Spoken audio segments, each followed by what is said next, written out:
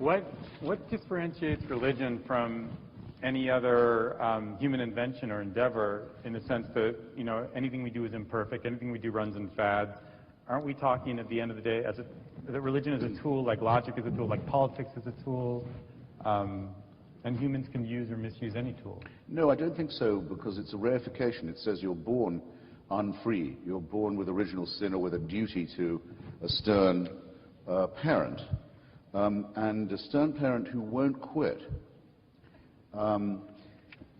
Let me say what I mean. I mean, my education is actually more Christian than Jewish, but these things coincide to a certain extent. You're taught that you must love someone, and you owe a duty of love and respect to someone who you must also fear. There's something to me rather sinister in the idea of compulsory love that must be owed and paid as a debt to someone of whom you're slightly terrified. You're just talking about Jewish mothers. Well, yes, and who... Well, no, it's more the... In this case, it's more the joke about the speaking role. It's more the father. It's more the eternal father.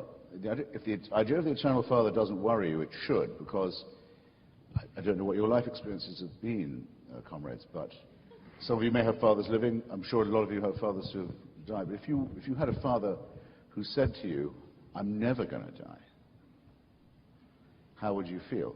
Fond of the old man as you might be. I'm never going to die. Your grandchildren will never see me die either. Your great-grandchildren will never see me. I'm never going away. That's not parenthood. It's not fatherhood. It's tyranny. And what does it do to you? It infantilizes you. It means you can never grow up. And though my favorite example, my favorite metaphorical example of religious belief as the origin of totalitarianism compares God a bit more to Big Brother than Father, you'll see that the same point holds in that way too. So, who wants it to be true that they can never break away from an absolutely unalterable authority? It's quite different from every other man-made illusion. And I believe that the emancipation from it is the first emancipation that we have to conduct for ourselves. We can't be free till we break that chain. I think that there's a certain impoverishment of... Oh, go ahead. I don't want to step on your congregation. My wretched congregation. Right. Some congregation. Actually, that was my congregation. They're charitable by nature.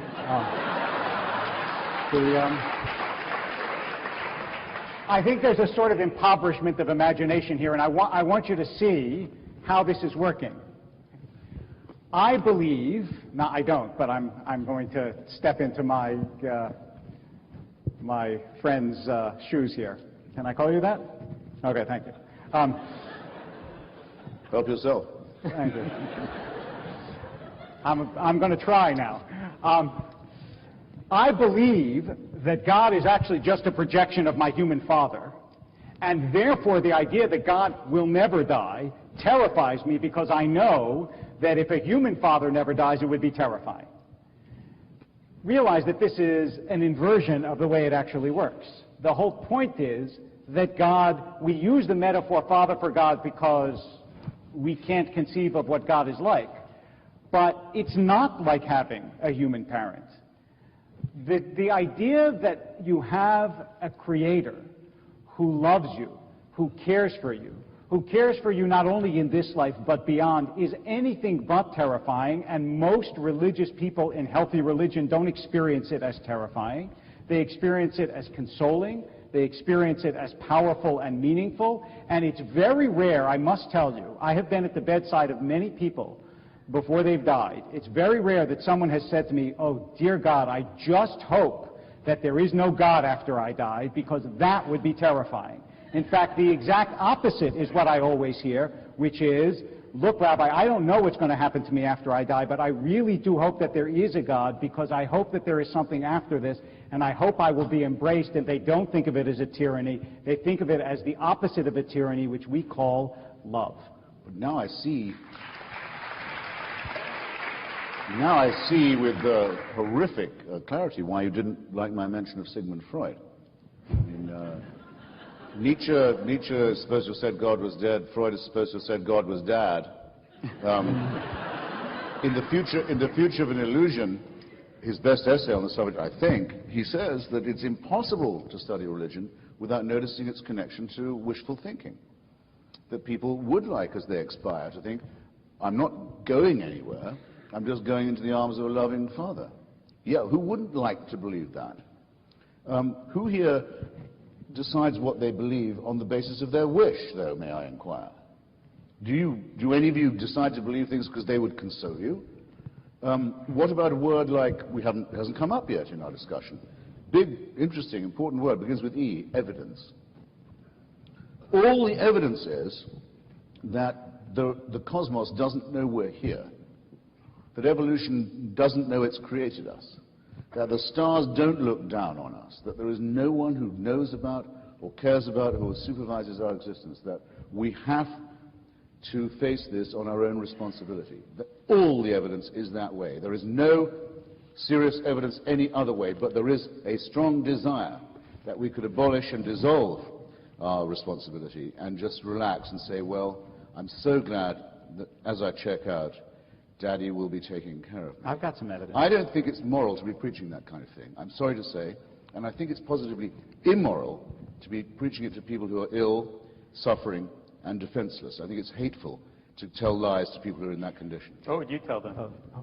I would not encourage them to delude themselves. I just want to say... And when my turn comes, I won't listen to any rubbish of that kind. I want you to... Oh, go ahead. I could not possibly be more serious about it. You executed a very clever two-step there, and I just want to illustrate it. First you said, to believe in God is to believe in a stern totalitarian father. And when I pointed out that that's not the religious belief, you said, aha, to believe in God is wishful thinking, which is not true. Now, you can't have both. Yes, I can. Yes, you can, right. So let's take number two, where you said there's absolutely no evidence that the universe knows we're coming. Actually, there's two kinds of evidence. The first is that the universe exists in the first place, which, as you know, is an extraordinarily improbable event.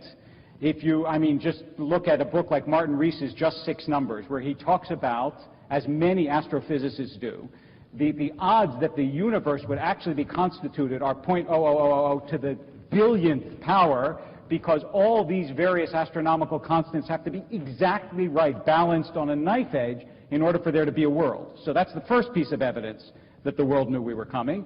And the second piece of evidence is consciousness, which is, how do you get consciousness from inanimate stuff? If the world is composed only of stuff, how do you get ideas? How do you get my throwing sounds up into the air and somehow you catch them and your minds are changed or not changed by them? In fact, I think there's a lot of good evidence, if you want to open yourself to this possibility, that not only did the universe know we were coming, but it made provision for us, and if you'll allow me to, is glad we're here. No, I won't allow you to.